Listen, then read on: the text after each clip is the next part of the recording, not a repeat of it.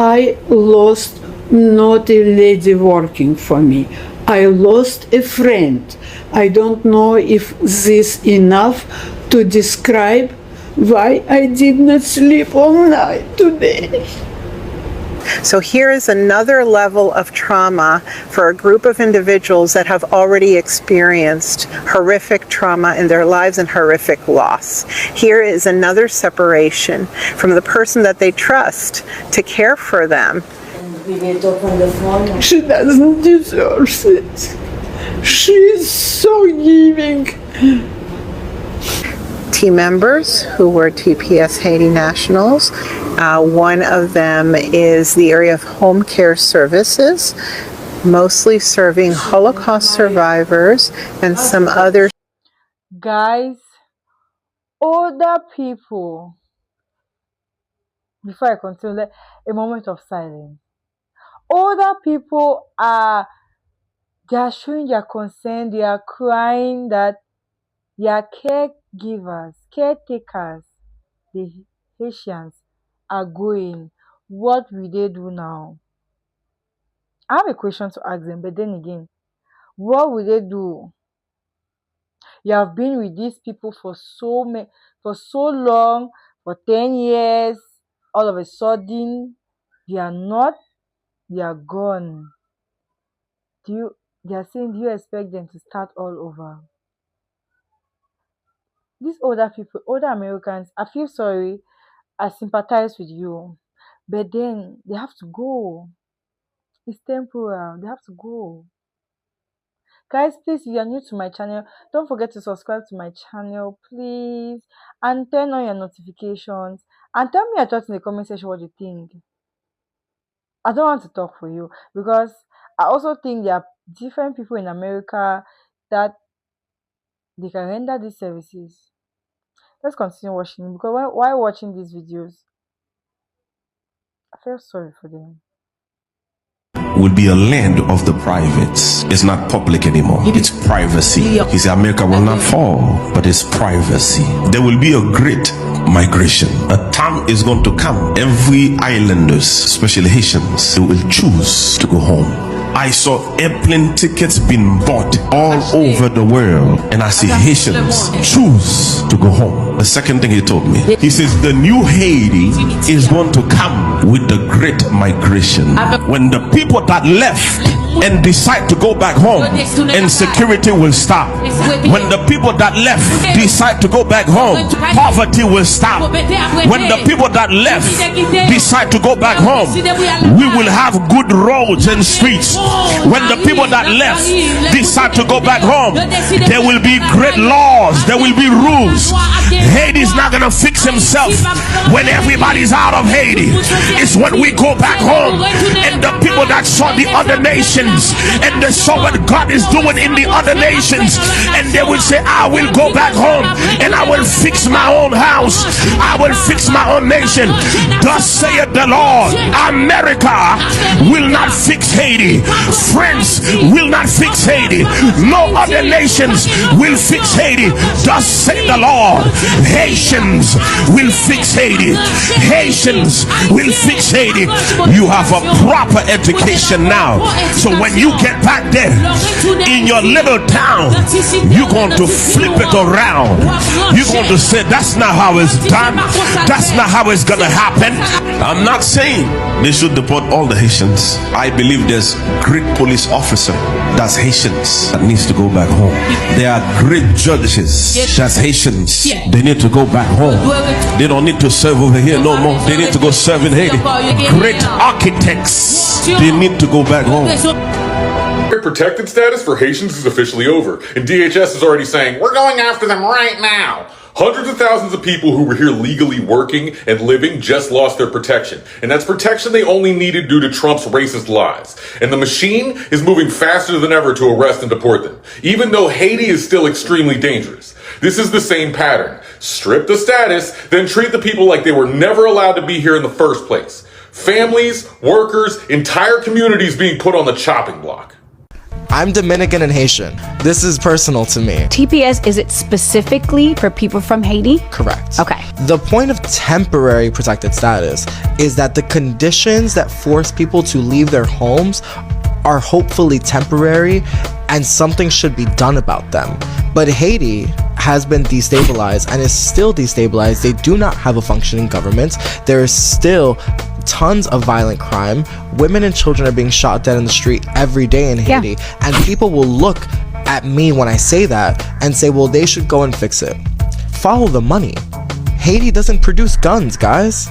95% of all firearms in Haiti that are being wielded by these Haitian gangs are coming from Georgia, Florida, and Texas, and they are being cargo shipped to Haiti by rich white men in the United States who have their own reasons to want Haiti to remain destabilized, who want access to those resources, who hope to one day fix Haiti in a way that allows them to build big resorts and capitalize off of that land. I pray for so many families because it is so scary, and it's such a scary time, and the fact that I don't even have the words to say it's gonna get better because I don't know. If they are not criminal, why don't you send them back?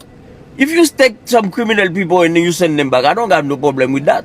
But those people come for a better life to work, to get to living with the family. Why they do that to them? Last month, the Supreme Court found that the Trump administration could cancel not going to allow these communities to be terrorized on their own.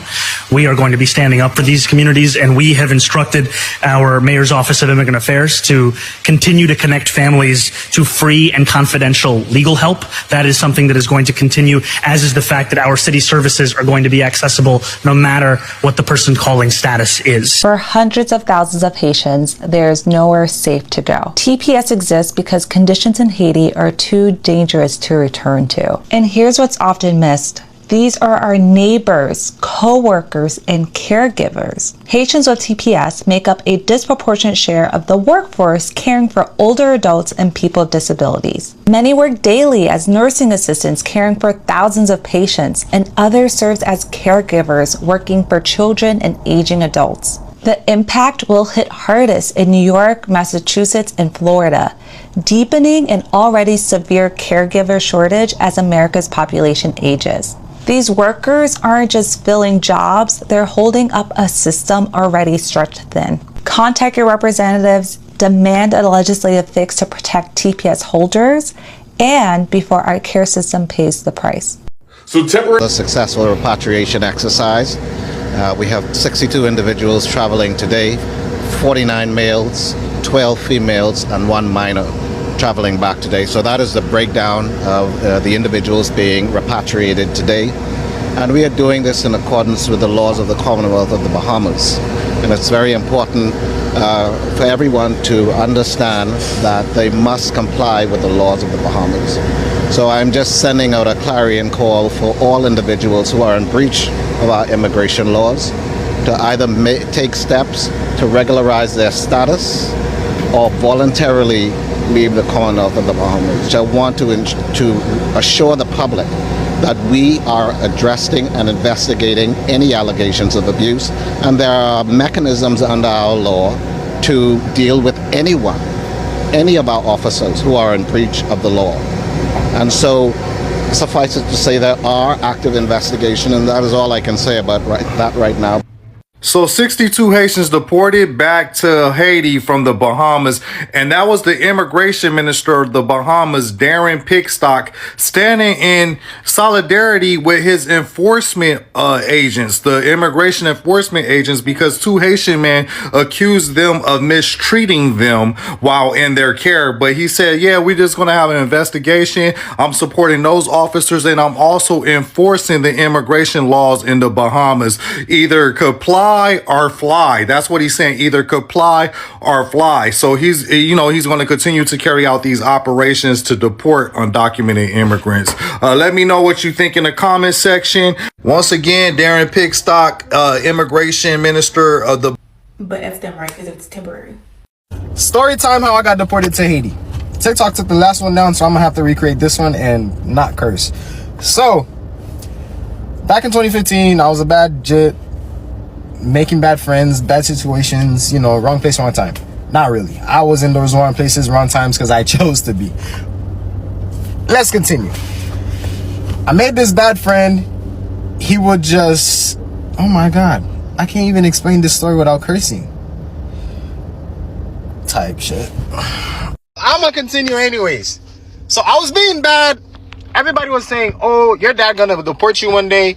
Watch. I'm like, man, my dad love me. He'll never do something like that. He most definitely did. And he didn't even think about it.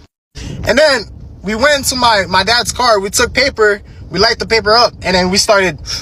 You get what I'm saying? So after we was done, we left ashes in the car. So I guess the ashes made the car catch on fire.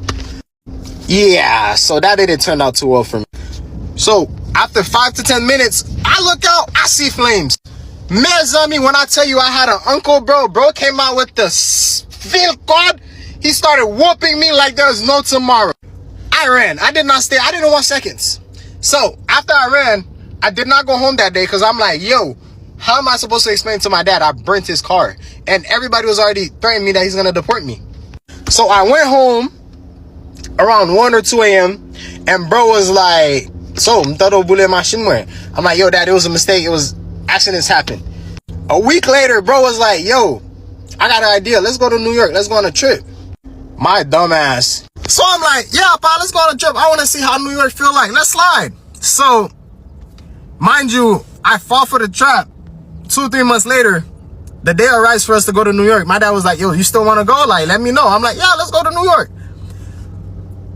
We woke up at 3 a.m. We went to the airport. Typical Haitian style. 3 a.m. Like, stop at the airport like 3 a.m. And me said kone. Anyways, we went to the airport. I'm looking at the arrivals and departure and shit like that. And then when I look at it, the thing said Port-au-Prince and New York. Good thing for him, I saw New York. Because even though I was a dumb kid, I was kind of smart. So if I did not see New York, I would have known bro is deporting me and I would have called police. I would have get away and get out the airport. So I saw the New York. I'm like, all right, he's taking me to New York for real. So when we got on the plane, bro is smart. He gave me window seat to see that I'm getting deported. When we about to arrive in Haiti, I'm looking throughout the windows. I don't see no skyscrapers. I'm like, where the skyscrapers at? And then the pilot announced, oh, we're about to arrive to Haiti. Everybody stay calm. Stay calm. Stay calm. I'm getting the what? What do you mean stay calm? I look out the window. You know Haiti, they have them houses made of like metal and stuff. I'm looking out the window, I see metal. I'm like, yo. Oh, me say deport him. I look to my right. I see my dad. This guy has the brightest smile I've ever seen in my life. I was like, yeah, I'm cooked. There's no coming back from this. I'm already in Haiti. Bro left me there for 7 years. Before he left Haiti, he took my passport with him. Bro was like, there's no way of coming back. You're just cooked. Stay here. I tried leaving. I tried taking my mallet and I talked to my mom. I was like, yo, mom, I ain't gonna lie. I don't want to stay here. I just want to go home. I don't belong here. I don't even speak Creole. I don't speak the language. I don't know nothing. I don't speak French. I don't speak Creole. I don't belong here. I only speak English. I want to go home. If I have to swim home, I'm going to swim home. Bro, that went show. I don't know what to do. And then, dame la voix on couteau DM fam. She was like, wapre te la, dan le papa vin chèche. Dan papa vin chèche him. Year 2, year 3, year 4. I'm like, pa, what's up? When I'm coming home? Bro was like, coming home? You are home. I'm home. I don't belong here. I want to go home. Like, bro's like, oh, you are home. What you mean I'm home? Even talking about this, I feel like I just unlocked a memory I was supposed to bury. You know what I'm saying? And even though he did that for the best of me. I can't blame him. But that was my story on how I got deported to Haiti for being a dumbass. Yeah, I was stupid. I fell for his trick. Going to New York. Or New York, my ass. And people left. And it's getting worse. 80% of the community they already left. They say many Haitians left town out of fear of deportation after a Supreme Court ruling that allows their temporary protected status to be stripped away.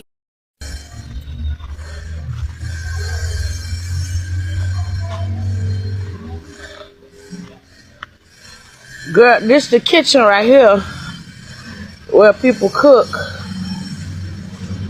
You probably can't see it good. This the kitchen, girl. And girl, let me show you the bathroom.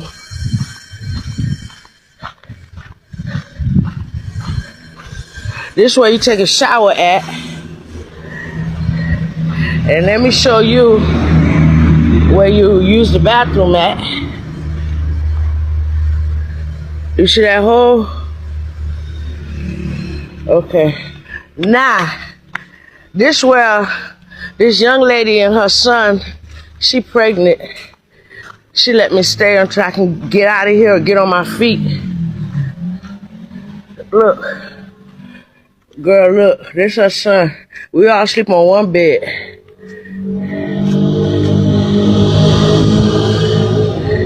Life is hard up here, girl. This shit is crazy. TPS ended for Haitians, yet all the Haitians are still here, and Trump supporters are furious. They want to know where the buses, where the planes. Well, here's the part they just don't get. The United States has been recently sending roughly one deportation flight a month to Haiti.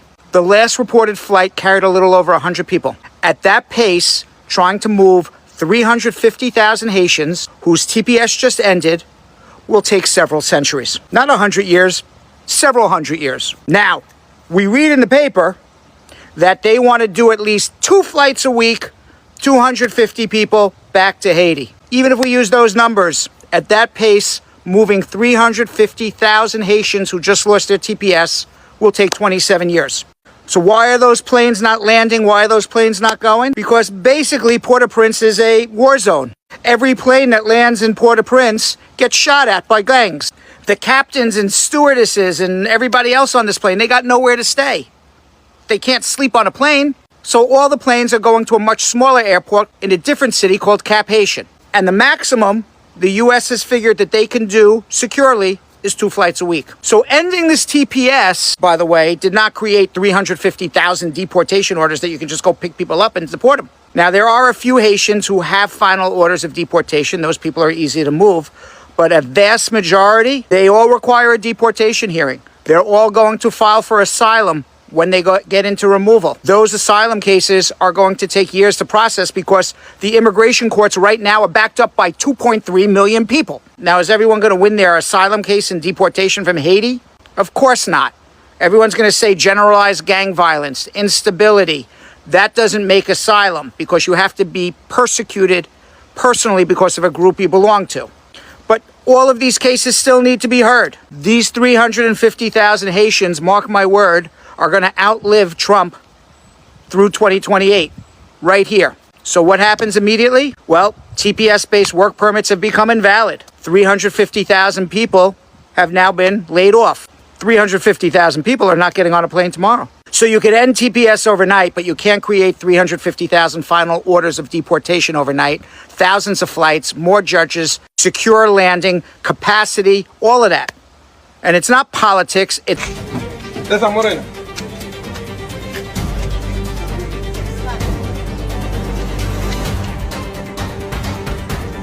Una, dos.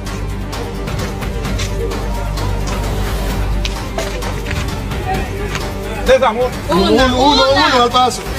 3,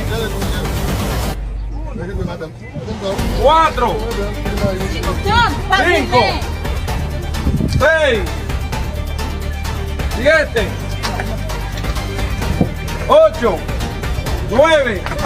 9, 10, 11, 12, 13, 14, 15, 16, 17, 18, 19, 20, 21, 22, 23, 24, 25, 26, 27, 28, 29.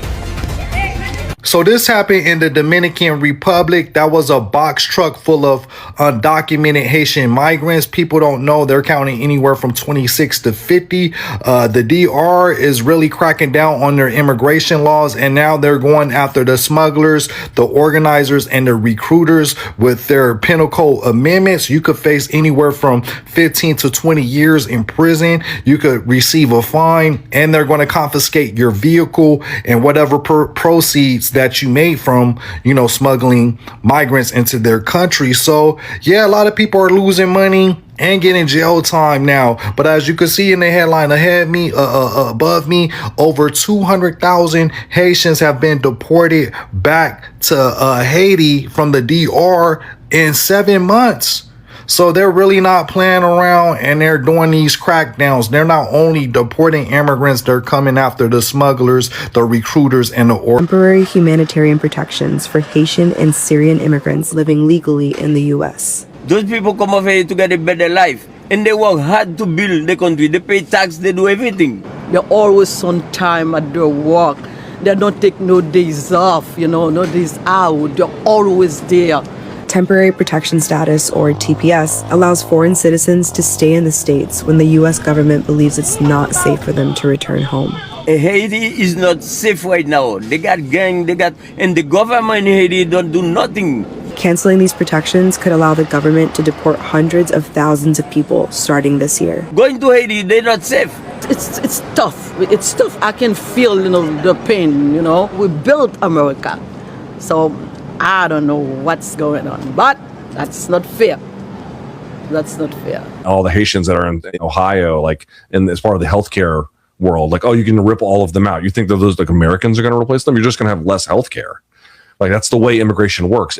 Successful societies find a way to welcome newcomers. That's how it operates. But so they think that you can just you can de-brown the country, and all of a sudden this is going to open up job opportunities. This is going to make the dollar stronger. This is going to make American innovation stronger, because they've got this completely upside down view. The United States is 110% targeting Haiti, and they have for years. Okay, even when the massive earthquake happened in 2010, which is what started TPS status or gave Haitians TPS status, the United States stole millions of dollars that was supposed to go to Haiti in aid to help rebuild their country. But the United States don't want to help a country that they can't get access to. They can't get access to their resources. They can't, manipulate the people there to get control. If you look up TPS like I did, just type in TPS, majority of the articles that come up are going to be about Haitians. I would say when I looked it up, all but one that came up was about Haitians. Mind you, Haitians are not even the biggest recipients of TPS. It's Venezuelans.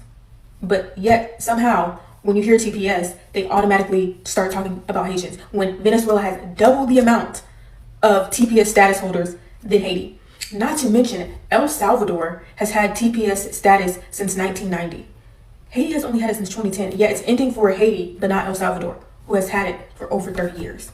But people were saying, oh, it's only temporary. They've had 15 years. They've had 16 years. Okay, but y'all gave the non-black island or the non-black country over 30 years to rebuild. Mind you, Haiti could have been rebuilt if the United States didn't steal the money from them. Didn't steal the aid money. And they actually gave them what they were supposed to give them to rebuild, the money that was raised. Not to mention, we send billions of dollars to that country over there. We know, it's real. We send billions of dollars over there, and their people have universal health care. They have free college tuition. They live large off of our tax dollars. Mind you, these Haitians come here and they work and they pay taxes. They do everything the American way. Hey God. Haitians are going. They are going back. I know we miss them a lot. Their jobs, their friends to us, to older people, their caregivers. But temporal is temporal. For me, I can feel they should go to another country. But then, who is accepting to take them? Nobody. Everybody keeps driving these Haitians, keeps deporting them. Guys, I don't want to say a lot. Let me just hold my words. Don't hold my words. Please tell me in the comment section what you think about this. And don't forget to subscribe if you are new to my channel. Because here in this channel, we tell our thoughts in the comment section. Don't be shy. Just keep it respectful. We tell our thoughts in the comment section. We interact. we subscribe, we turn on our notifications, because trust me, you don't want to miss any video with React to Miss X. I'll see you in my next episode. Thank you for watching this episode with me. Bye.